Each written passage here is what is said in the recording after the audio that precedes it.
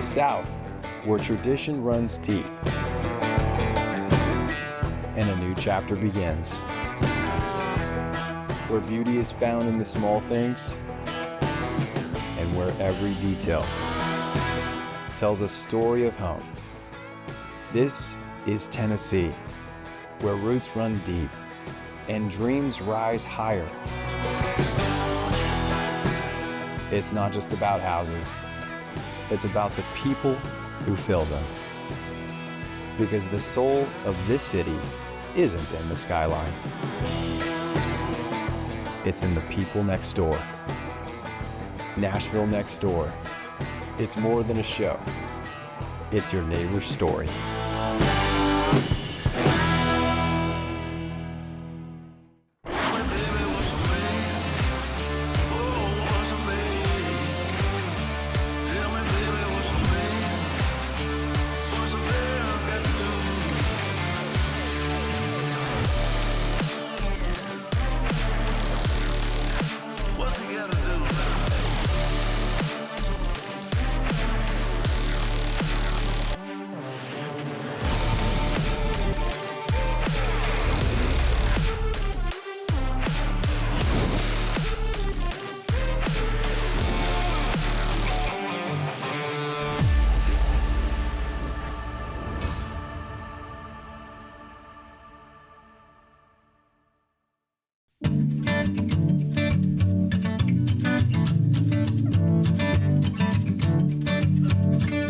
We spent a good little bit of time in Chicago. We spent a good little bit of time in San Antonio, where I'm from, and she's originally from Central California, but what brought us to San Antonio, Which state do we live in? which brought us to Nashville almost 8 years ago, Over 8 is years. 4 seasons, beautiful weather, cheaper home prices, no state income tax, and job Place to raise a family. Yeah, job growth that is very hard to find across the country. And this was where we decided we were going to raise our 4 babies. And we had literally no friends whatsoever. He worked for the military at the time, and we decided that he was going to came here to train police officers. I was doing corporate commercial real estate at the time, and I asked them if I could transfer my job down here. They said yes. And so we did that for a little while, not knowing the soul. And when she was in commercial real estate, she had a really cool story. I love this story where she said she saw the growth, she saw the expansion, she saw 2018. how many people were moving here, and she's like, I've got to be a part of it. And so she, at that point, decided to get her real estate license and transition out of the corporate commercial world into residential real estate. And by the time 2020 rolled around, where everybody was buying, everybody was selling, it was just like she was getting so much business where she came to me one day and she said, listen, I've got to hire somebody. It can either be you pointing at me, or it can be somebody else. And it was always a lifelong mission of ours to be working together. So much so that before real estate kicked off, she was like, well, I could be a detective for the police department. And I'm like, sweetheart, you are just too sweet and too kind to be in this world. I don't think it'd be good for you. That's not a good idea. But recognizing that we could build something together, we could kind of build off of each other and fill in the gaps to make a real estate company grow together, I was super passionate about that. Yeah. So I retired him in 2021 is when he officially came on. And we've been building a team and a business since then. Yeah. And that was what was so cool about moving to this area, is seeing what was available, what you could do for the money that you're earning, what kind of house you could have. And we enjoyed that very much for the next 6 years we lived there. Yeah. Yeah. Wow. Which brings us to this property, formerly owned by her parents, and wonderful people, big horse riders and rodeo lineage across the generations, even between the two of us. And it got to the point where they just couldn't maintain everything. And so we were like, you know what? Rather than sell this property off to somebody this really is a beautiful piece of land, we want to keep this in the family. So we made a big decision to forego some of the creature comforts of a suburban lifestyle in order to have this beautiful, again, piece of land, so that our family could experience the fun of horse ownership and horse riding, and be able to experience some of the hard work that goes into it, and hopefully give them the skills that they need for their lives when they're adults. The beauty that is behind this is that we are creating something as a family and making it our own, and we get to, express our interior design expression. The hard thing with it is the minute you open up a wall in an older home, you're going to find more problems. It's just part of it. And so we've redone electricity, plumbing, put in a brand new septic. And we're finally in the stages where we're actually, doing the nice stuff. The nice stuff, where we can actually see it's paint colors and light fixtures and stuff. And countertops. Have our kids be a part of the decision of what they want their rooms to look like. And so they get to be a part of it as well. And it takes really hard work to live in a ranch in a home like this. And so I hope when my kids grow up, they'll appreciate and understand the hard work and what we built as a family, not just in the short term, but the legacy in the generations to come after us.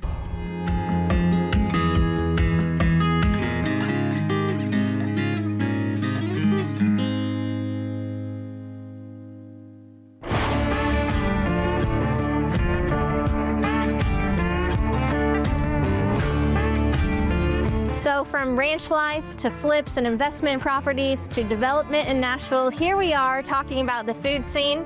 Yeah, and I am super excited to introduce you to an amazing person, Stewart from Explore Nash. He's going to be giving us the details on the best food scene in 12 South.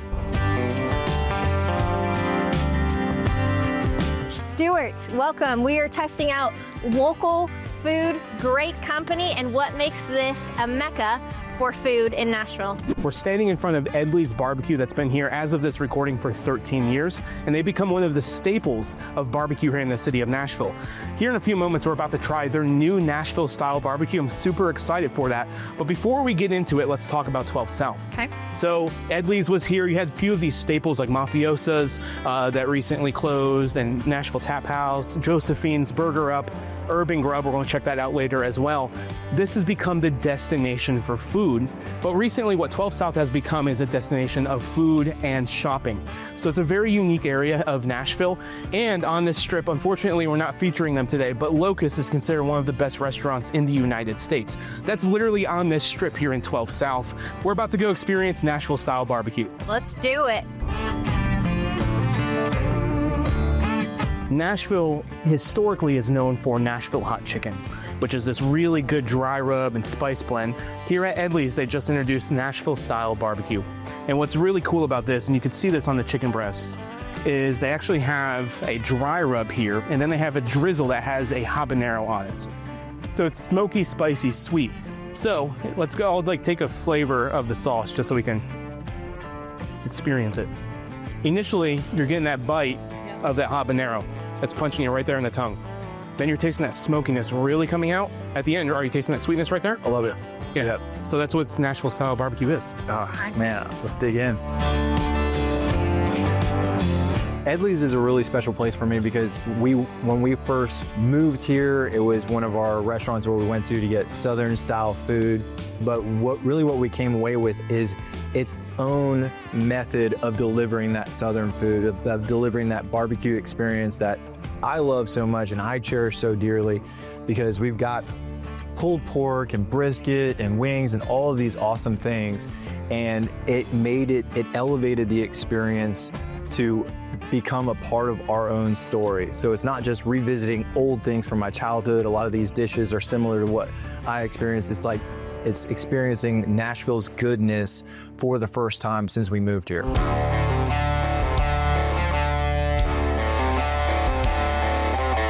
One of the really cool things about 12 South is this such a walkable neighborhood. The sidewalks here are amazing, and you can really experience what Nashville has to offer just on this strip. If you come here on a Saturday or Sunday, 12 South is one of the busiest areas in Nashville. Speaking of busy, we're going into one of the best restaurants in the entire city of Nashville. Welcome to Urban Grub.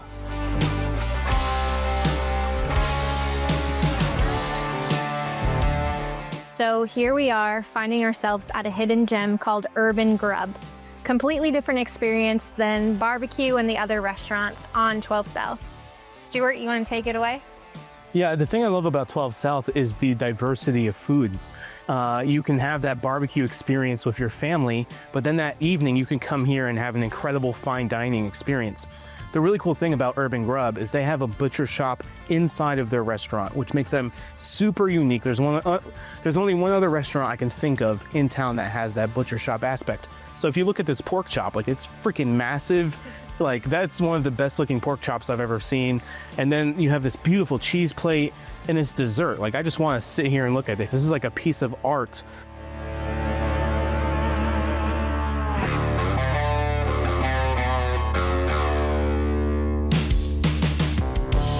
Well, we just want to thank you so much for being here with us, being our local guide for the 12 South Food District. The thing I love about 12 South is the diversity of the food. We literally just went to a barbecue restaurant and we finished with a fine dining. 12 South is the pinnacle for food scene here in Nashville. You have one of the best restaurants in the country here, but then you also have great family-friendly options. So thanks for having me. Appreciate it, Stewart.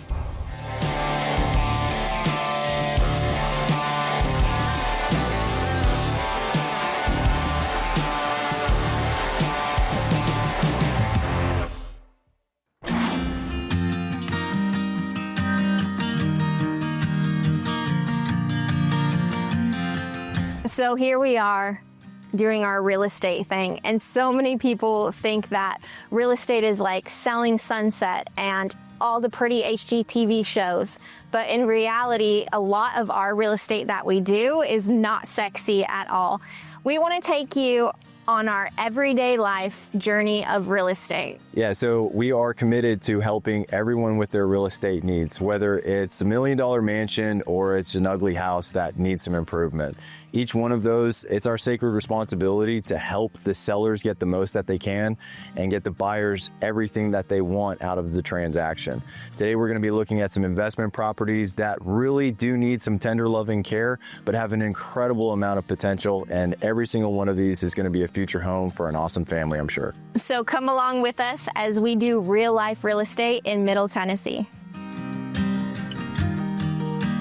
One of the things that Bethany and I do whenever we are scouting for investment properties, we look for things that need some improvements, they need some updates and stuff like that, some ways to add value. Maybe we can rezone it, maybe we can put an additional dwelling unit in the back. This is a larger lot, we can do that. And so the state of this home is actually kind of depressing. You know, this was probably a tenant who lived in here at some point. I'm automatically looking at things like it needs a big trash out, so renting a dumpster based on how this subflooring feels, that it's going to have foundation issues, so having a foundation expert come in here, pulling down all of the drywall because it's all severely damaged and unusable, and really ripping this thing down to the studs. So we are at another potential investment property. Previous owner has since left, and there's a lot of personal items left behind. This isn't a problem for us. We're not scared by anything or any state or any condition. All we're looking for is the potential for future improvement when we come into a property like this. Other things that we're looking for are... Yeah, so when we walk into a property like this, the first things that we look at are how can we add value, right? And so we're looking at square footage. This specific home is a 2-bedroom, 1-bath. So what we would try to do is maximize space downstairs and try to add on a second bathroom because 3-2s just do better. And then we look at things like how can we maximize each room and each space and open it up. There's a significant musty moisture smell. So we're built up on the side of the hill. So water comes down from the side of the hill and into this area. I don't see any obvious signs of flooding damage or heavy water, but a telltale sign that there's way too much moisture in the air is actually seeing these mold spores right here. So whenever you see something like that, just make sure that you have a professional that's going to be contacted for remediation, and the price involved in remediating that is wrapped up in your offer. When we look for properties for flips or buy and holds, any kind of investment, when we talk to our investors or when we're considering a property, we look at what's called external influences: location, power lines, school zones, busy roads, railroad tracks, super steeped driveways, and water intrusions. Those are all external influences and things that we look for. Yeah. All right, stop number 3. I'm pretty excited to show you what we've got. Overall, we've shown some really, really rough properties. This, fortunately, was not. And the house was dated, but she had done an excellent job of maintaining it and making our job of updating it and making it more enjoyable for the next owner so much easier. Yeah, this was a breeze compared to some of the things that we walk into.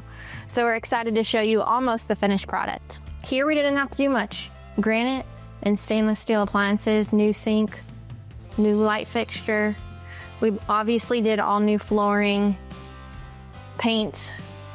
We liked the old beams and the character that it brought, so we kept those in. So those are actually cedar planks that are screwed or nailed together to create a facade beam, and so they don't offer any structural support, but they do look kind of cool.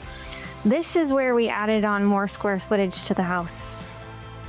These ceilings were super low, so as far as an appraisal goes, we had to raise the ceiling 7 feet in order for it to pass appraisal. And then a lot of houses in this area actually don't have garages, but this one has a 2-car garage, which we thought about converting this space into more square footage of the home, but because a lot of the homes around here don't have a garage, we actually saw it as a value add, and our buyers that we went under contract with actually really wanted a garage, and so we left it. So our business motto is we are in the business of transformation, not a transaction. There are some real things that happen with the transaction. There's the offer, the negotiations, the closing, inspections, all of that is for real. Buyers. Yeah, but what it's about is the transformative process when you go from leasing or renting to owning your first home. Yep. Or upgrading your home or downgrading your home. Like these are life changes that we are passionate about helping you with. And so we're excited about this property being sold to a first-time home buyer because they are beginning their journey, and we are so happy that we can be a part of it.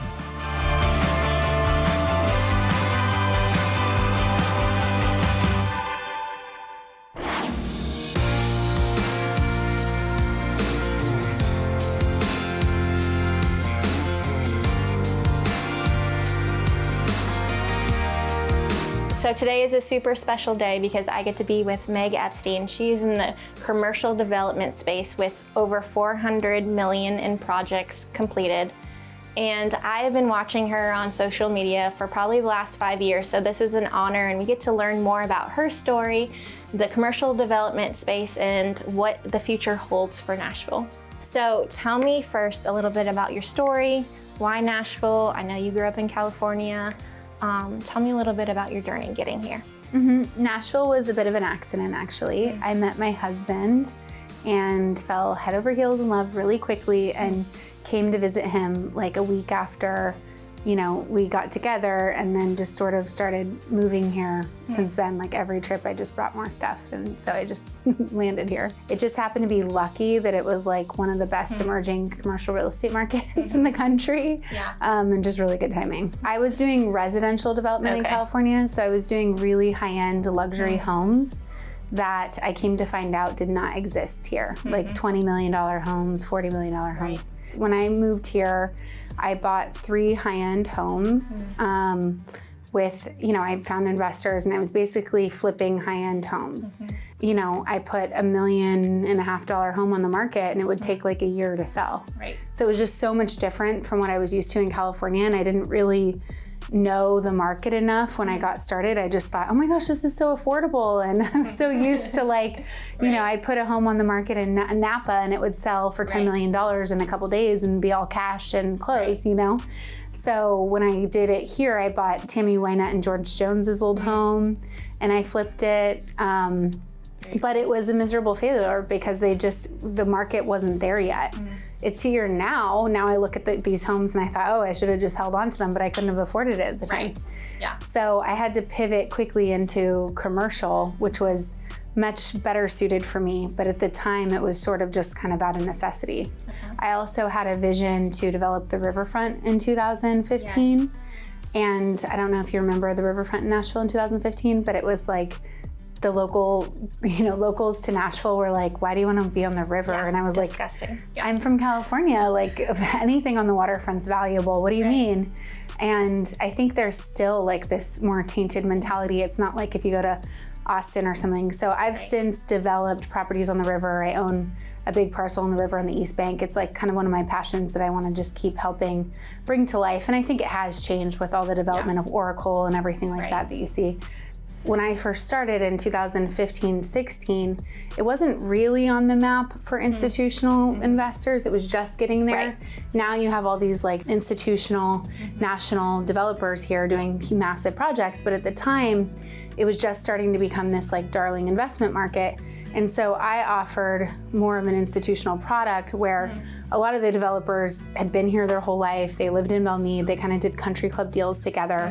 They weren't like calling people and they weren't like calling people in New York and like pitching them deals. So that's kind of what I did, and I think how I got as much traction as I did early on, especially without a track record. Kind of like they overlooked that.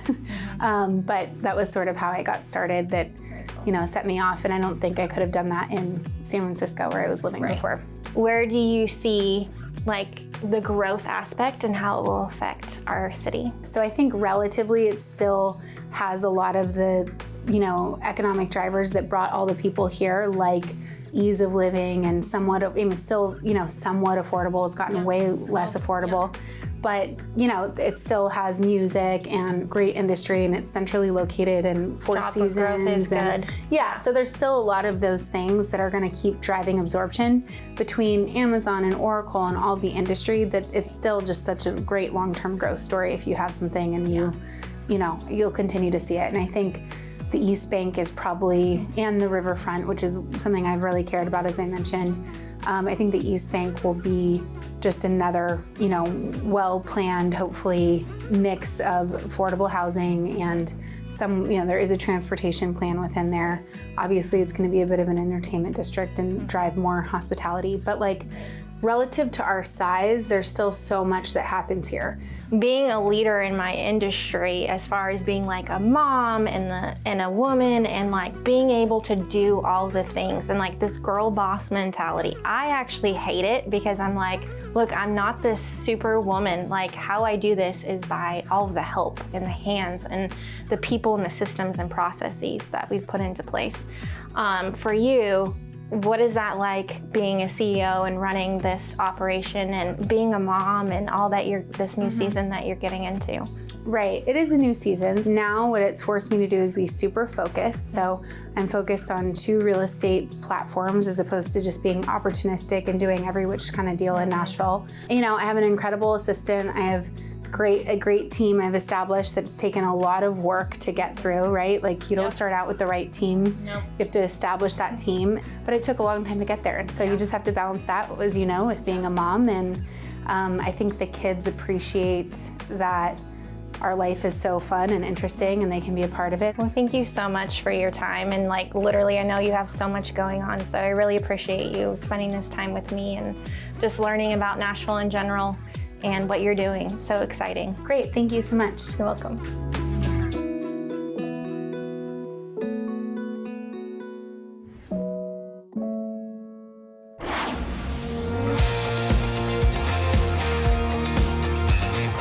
So when we transitioned from a neighborhood home to a ranch lifestyle, I would actually say it was hard for our kids. They were used to running in the streets, going from house to house.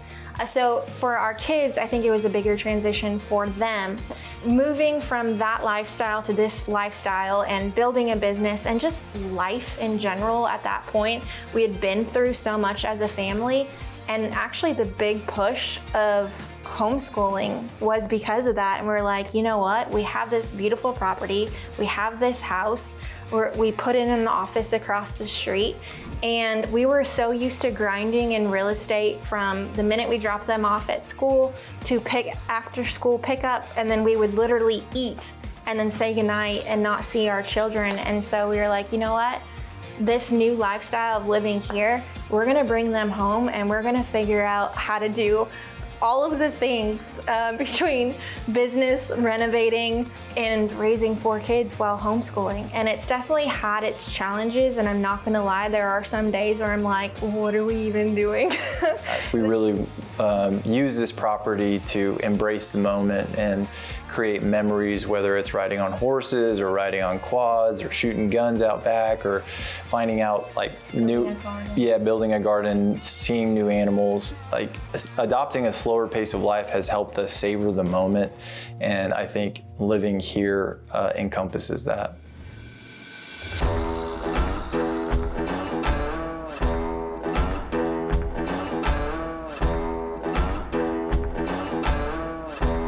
We're about to do some team roping. I'm a header. I'll go around and I'll catch a steer's head, and I'll turn him around and let the heeler go around and catch the legs, and we'll pull them tight and get a time. And today's just practice, so getting ready for the rodeos coming up this season. What I'm practicing is just getting the head and turning them good. Trying to get better at dallying, because I had a recent injury where I did a lot of damage to my right arm. So I'm trying to get better at that with dallying. Lately I've been able to get them 8 out of 10 times. So I definitely have a few misses, but the more we're out here, the better I get. What I mainly do at rodeos is calf breakaway, and I'm gonna get into tie down. So it's where you're all yourself and catch the calf and get off your horse and tie them down. So that's mainly what I do there, and some of this team roping. I really like the adrenaline about it. Definitely the culture and the what you gotta do to get it done. It's hard work and it pays off at the end of the day.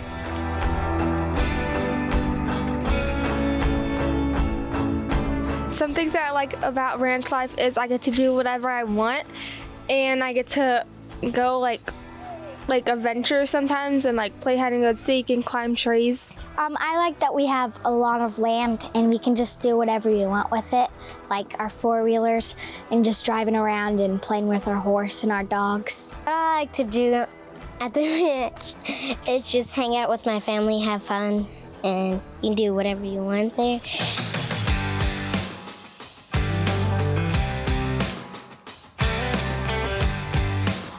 My favorite memory is probably right when the day that we got our go-karts and the day that we moved in. Well, riding a horse, probably. That's pretty fun. It's kind of scary at the first time because you don't really know what to do. Sometimes we get hurt in the process of having fun, but we still have fun. We like to sled on our roof. It's a lot of fun. We catch each other before we go off, and then we get yelled at. And almost Dad broke his back. Almost. Well, it's fun. It's kind of scary.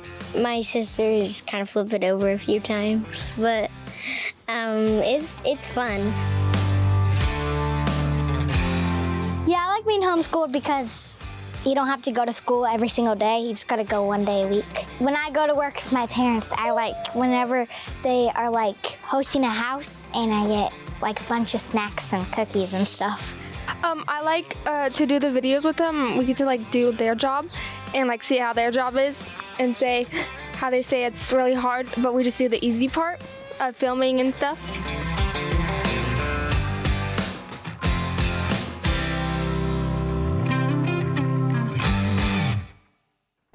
Well, we hope that you enjoyed getting a glimpse into the stories of the wonderful people that call this place home.